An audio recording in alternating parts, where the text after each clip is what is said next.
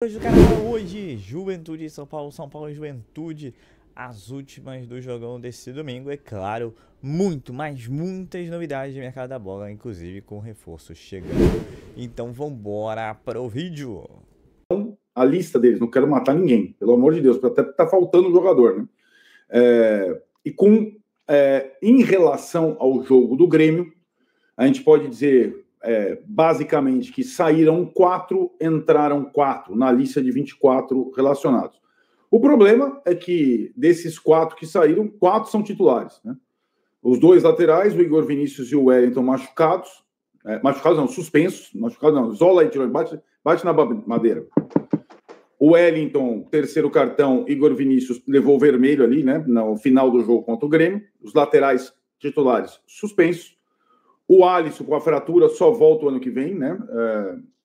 Desejamos a pronta recuperação a ele. E o Caleri, que a gente falava que tinha sentido um problema muscular, não foi detectada a lesão, mas ele não viajou por precaução.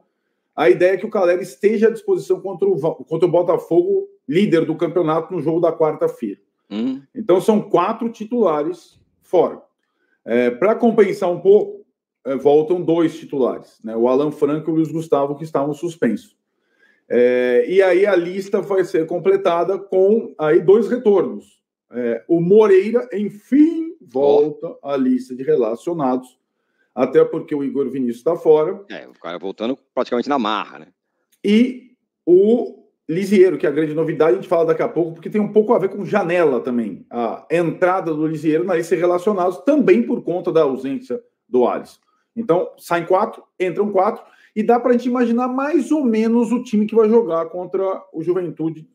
Muito bem. Então, qual é o time que deve jogar com essa movimentação toda? Eu já posso desconfiar. A zaga vai com o Arboleda e Alan Franco, nas laterais vai o Rafinha, e aí o Moreira deve entrar, de qualquer forma, porque o Rafinha, na última vez que entrou, tá bem fora de forma, né? Tava bem fora de forma. O Rafinha começando e o Moreira entrando, né? Jogando, é uma substituição praticamente pronta, né? Moreira no lugar do Rafinha no segundo tempo. Sim. Na esquerda, o Patrick. Não tem outro também. Não tem outro. É aquelas coisas, né? A não ação do São Paulo antes vai fazendo isso aí. Não tem o Wellington, vai jogar o Patrick. E aí no meio vai ser Luiz Gustavo e Bobadilha, provavelmente, né? Exato. E aí, os 4 da frente, sai o Caleri, de sempre sai o Caleri e entra o André Silva. Exato, deve ser esse o time. Levando em consideração que o Juventude jogou um dia antes do São Paulo, né? O São Paulo está se acostumando com isso, né? Inclusive em Brasília, né? O Juventude jogou contra o Galo em Brasília e ficou em Brasília desde terça-feira. Trocou o técnico nesse período em Brasília. O São Paulo tem, mesmo com esse intervalo menor do que o adversário para a partida, quase que meio time novo para esse jogo, né? Se você levar em consideração. Rafinha não começou jogando contra o Grêmio. Alan Franco também não. Patrick também não. Luiz Gustavo também não. André Silva também não. 5 dos 10 estão, digamos, frescos para o jogo, no aspecto físico, né? Mas perde muito em qualidade o time do São Paulo, né? Sem Alisson, não preciso falar. Sem Caleri, não preciso falar. E sem os laterais que vinham sendo... Os laterais, a galera não morre de amor, nem pelo Igor Vinícius, pelo Wellington, mas eles são muito importantes no esquema do Zubeldia, dá para perceber, né? Lembrando que, sem querer alarmar ninguém, mas o São Paulo, com o Alisson em campo, tem 58,8% de aproveitamento, sem o Alisson tem 38,8% de aproveitamento. Quando ele não joga, é duríssimo, como aquele jogo contra o Vasco. Foi um desastre, né?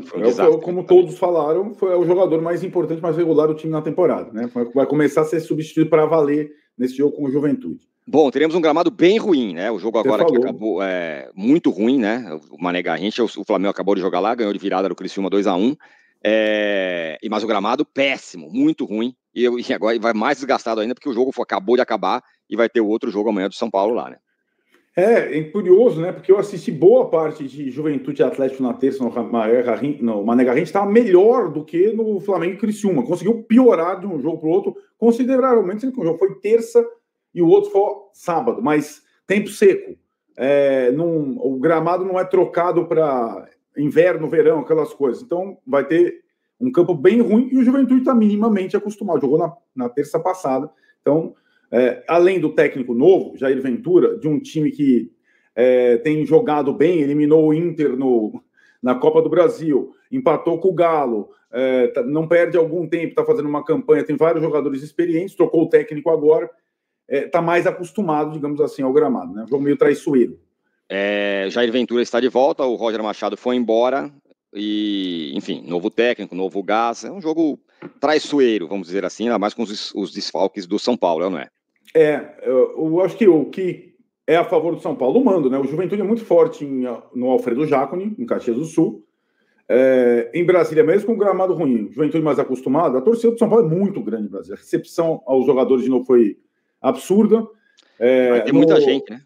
Muita gente na recepção. Lembrando que o São Paulo tinha jogado lá contra a Inter de Limeira, naquele jogo da volta do Rames. Rames fez gol no Paulistão, lá no Mané Garrincha. E mais de 40 mil ingressos foram vendidos antecipadamente, basicamente São Paulinos. Tudo bem, amigo CT? Prazer. Vou começar falando do mais factual, Copa do Brasil, sorteio, Goiás como adversário nas oitavas. A gente não sabe ainda o caminho do São Paulo até a briga pelo bicampeonato, mas o que te pareceu o sorteio desta quinta-feira? Goiás como adversário, segundo jogo fora de casa. Como é que você enxergou de longe esse sorteio? Foi sorte, foi azar, foi bom? Como é que foi? Edu, os times de futebol do Brasil estão muito nivelados, né? Um time que chega numa fase dessa Copa do Brasil, todos os jogos são difíceis, todos os jogos merecem o maior cuidado, respeito. Assim o São Paulo lidou com jogos na última conquista da Copa do Brasil. Tivemos uma trajetória difícil e tivemos outra, pseudomente mais fácil, que foi o Ituano e que foi o Sport, que deu trabalho. Então todos os jogos são difíceis. Nós encaramos apenas como um fator de logística, de planejamento, mas os jogos são difíceis e nós pegamos depois grandes clubes do futebol brasileiro e passamos por eles. Nós temos que entrar com respeito e muita determinação. Nesse caso, o Goiás, na questão logística, é um bom adversário. Voo direto, não é um desgaste tão grande, uma hora e meia, não é uma cidade distante, com muitas escalas. Nesse aspecto foi bom. Nesse aspecto é positivo, porque você tem outras competições, como Libertadores, Campeonato Brasileiro, e isso ajuda a você ganhar tempo, né, de treino, preparo. Então, esse aspecto é bom, mas em termos de adversário, o Goiás é uma grande equipe, tem uma camisa, uma tradição, e todo jogo de mata-mata são decisões, e decisões são jogos difíceis. E claro que no aspecto da logística, nós preferimos viajar menos, então isso ajudou. Agora, Júlio, dentro do planejamento, o brasileiro foi o único torneio desse mês. E qual que era o objetivo? Era tentar uma gordura, uma coca ali em cima, porque o mês que vem você vai ter, em meio a Brasileirão, você vai ter Copa do Brasil, já definido, já sabem os adversários da Libertadores, Nacional do Uruguai. Em meio a isso, tem Palmeiras, tem Flamengo, tem outros jogos. Você acha que cumpriu-se, está se cumprindo aquilo que foi determinado? São Paulo pode até não ser o primeiro, mas ele está ali no bolo e vai poder ter uma pequena folga quando tiver que se dedicar a um outro torneio especificamente numa rodada? Eu acredito que sim. O São Paulo tem conseguido se manter entre os primeiros 6 clubes, né? Isso é importante. E o próprio equilíbrio do Campeonato Brasileiro mostra nos resultados que o São Paulo tem um resultado adverso com o Cuiabá, o Flamengo também teve. Então você não tem uma regularidade. Então quando o São Paulo abriu 4 vitórias, é importante que aconteça isso. Então nós temos que buscar essa continuidade. Claro que quando os outros clubes que tiverem folga dos outros eventos de Copa do Brasil, de Libertadores, Sul-Americana, eles vão ter mais tempo de preparo, de descanso, isso faz diferença. Por isso que nós temos que ter elenco. É um elenco mais largo, né, para que a gente possa atender essa dificuldade do calendário. Boni, tá em quem pode chegar?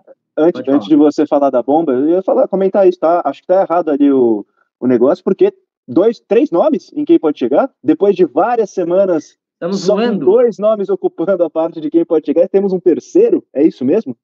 Temos um terceiro, uma terceira pilastra por ali, que é Marcos Antônio. Marcos Antônio, então, informação para vocês. Trouxe mais cedo, 4 horas da tarde, que o São Paulo estava otimista para contratá-lo lá na live do Arquibancada Tricolor. A atualização também o Hernan já trouxe. Houve uma reunião no início dessa tarde, agora, né, no meio da tarde, início da tarde ali, com o empresário dele, que é um cara da Rock Nation, e houve um encaminhamento maior deste acordo, e já tem todos os termos certos, então, entre São Paulo, Lazio e empresário do Marcos Antônio. O que falta, então, Gabriel, para que ele seja anunciado como reforço do São Paulo? 2 fatores. Vai ter uma reunião nesta noite ainda entre Marcos Antônio e seu próprio empresário para bater os pontos mais uma vez, né? Então, ele também tinha dado o aval para negociar com o São Paulo, está bastante animado com a possibilidade, mas vai ter um último papo dos dois. Aí o São Paulo manda o contrato virtual, assinou o contrato, só alegria, fechado aí para jogar no São Paulo. Mas enquanto não tiver essa assinatura, ainda não pode cravar, porque a gente sabe, né, Vitor Boni? Mercado é dinâmico e vice-versa,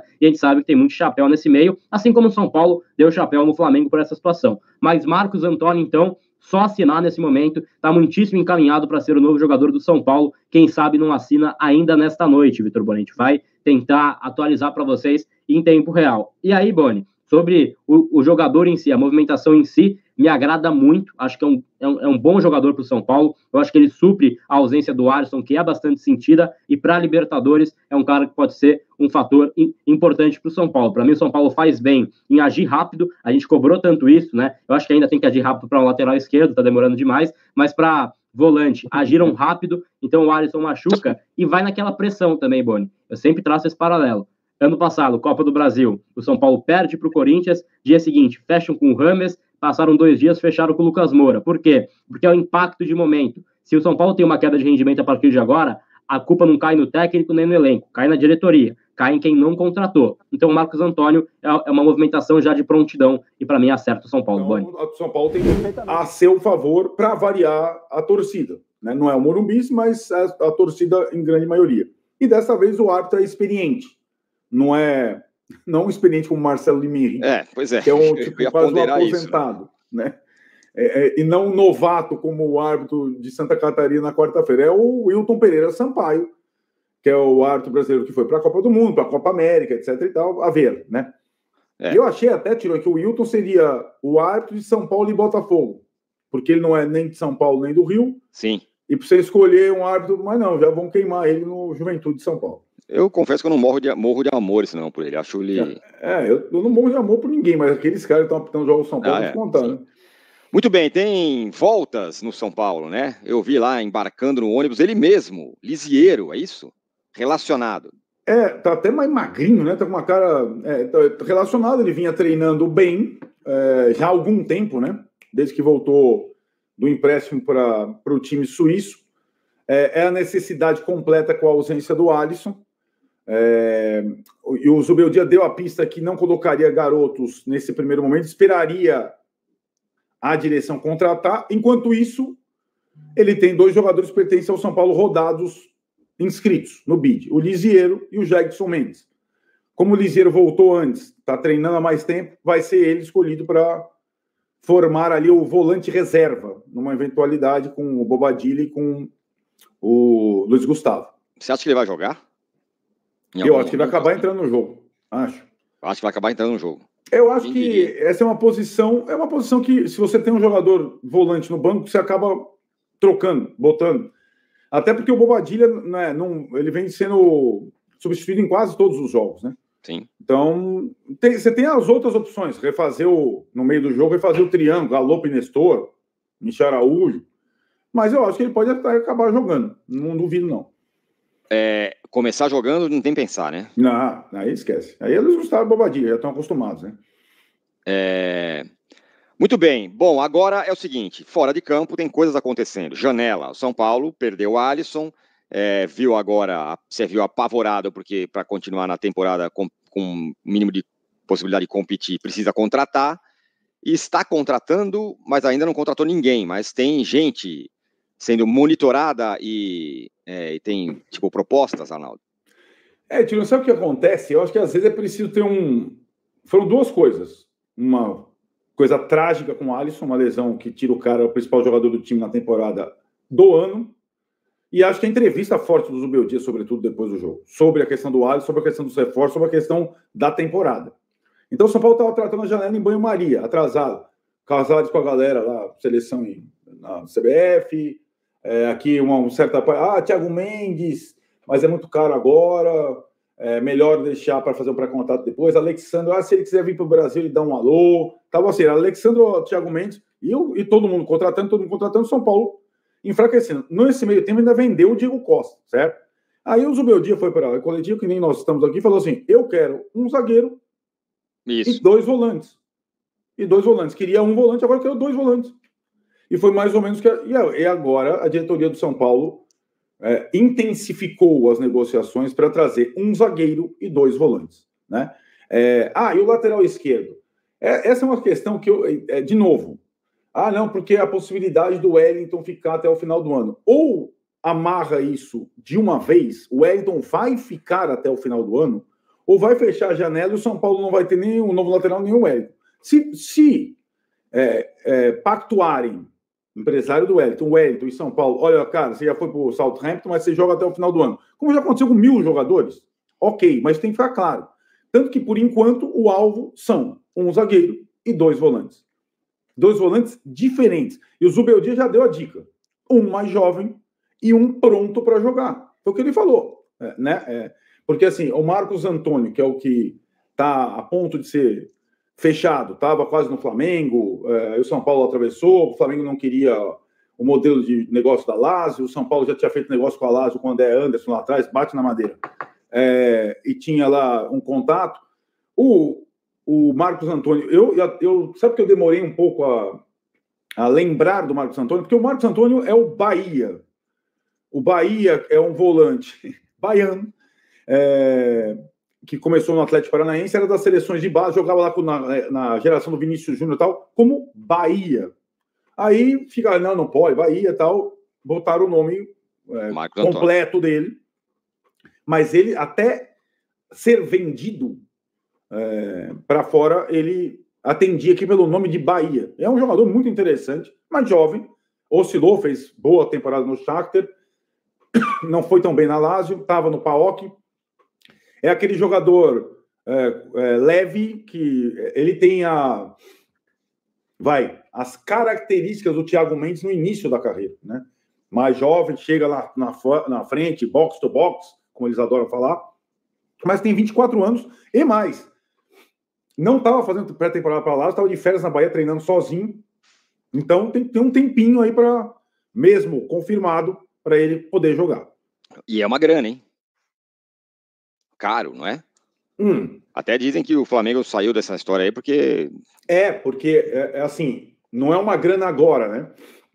Ele vem por empréstimo. É a mesma situação do Flamengo. O que o Flamengo não aceitou? Que se ele fizesse um determinado número de jogos, o clube fosse obrigado a comprar. Certo. Né? E é o que acontece. Se o São Paulo aceitou essa condição, se ele fizer determinado número de partidas, o São Paulo tem que desembolsar cerca de 5 milhões de euros para ter o jogador ao final do ano de empréstimo. Né? Então, essa é a situação. É aquela cláusula de compra que, às vezes, para o clube é ótimo, mas, às vezes, para quem está vendendo também é ótimo. Né? Você fica com uma garantia. Né? Sim. E aí... essa moral para o nosso trabalho. Tamo junto, hein?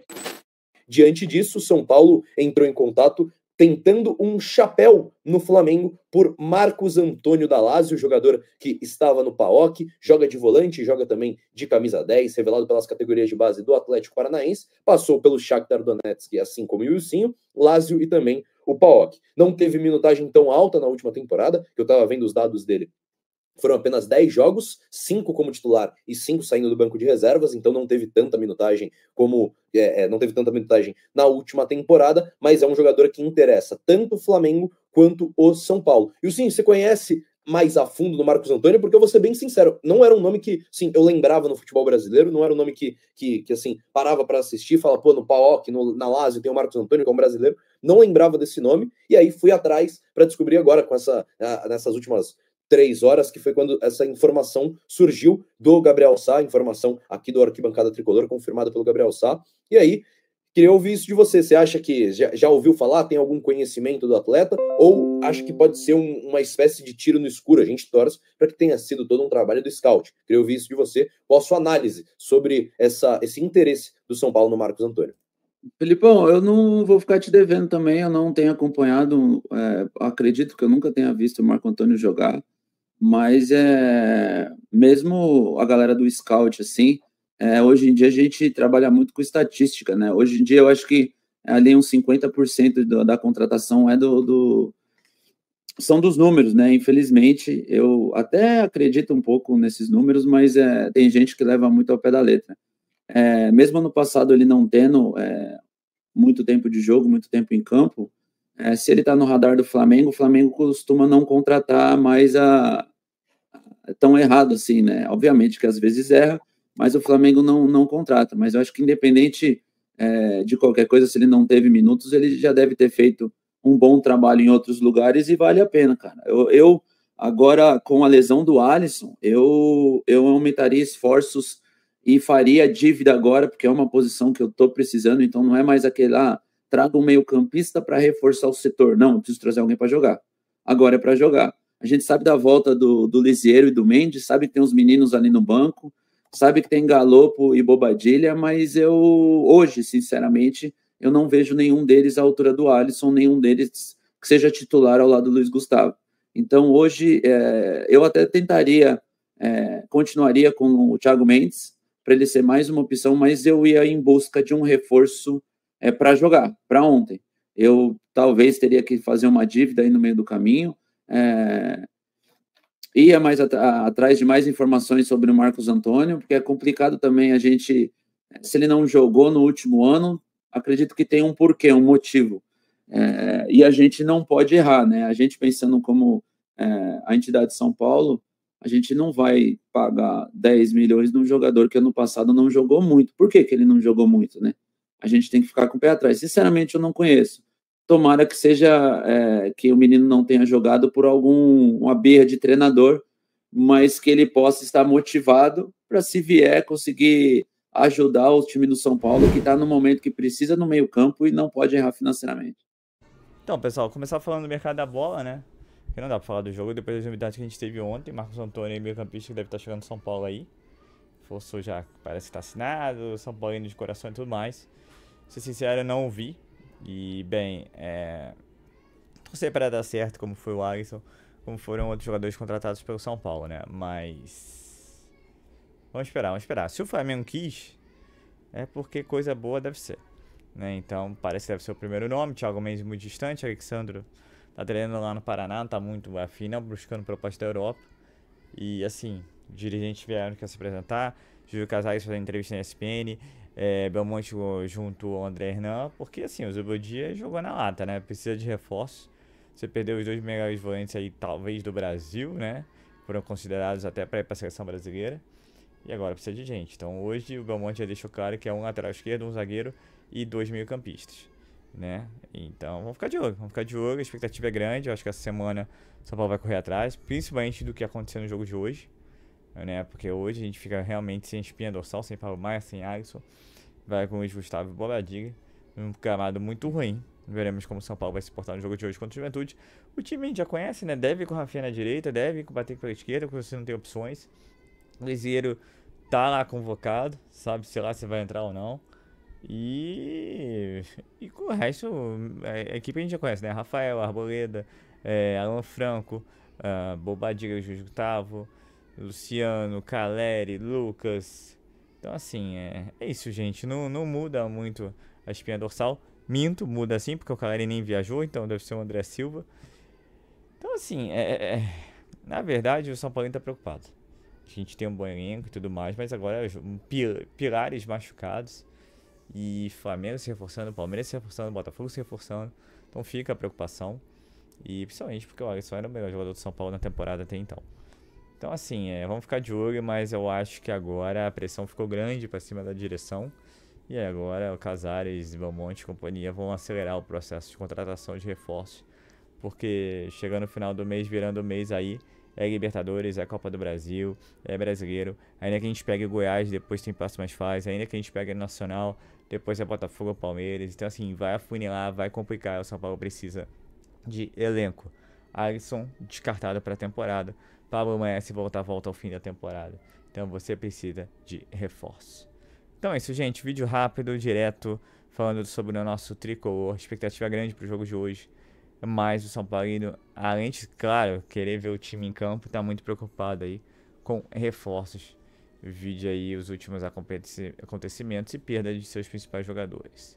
Então é isso, pessoal. Sou Marcelo Mazorra do canal Mazorra SPFC. Se você quer ficar ligado nas notícias, nas novidades do São Paulo Futebol Clube, não deixe de se inscrever no canal, ativar o sininho para notificações. Se puder nesse vídeo, deixa aquele likezão, tá ok? Saudações e cores, um ótimo domingo a todos e valeu!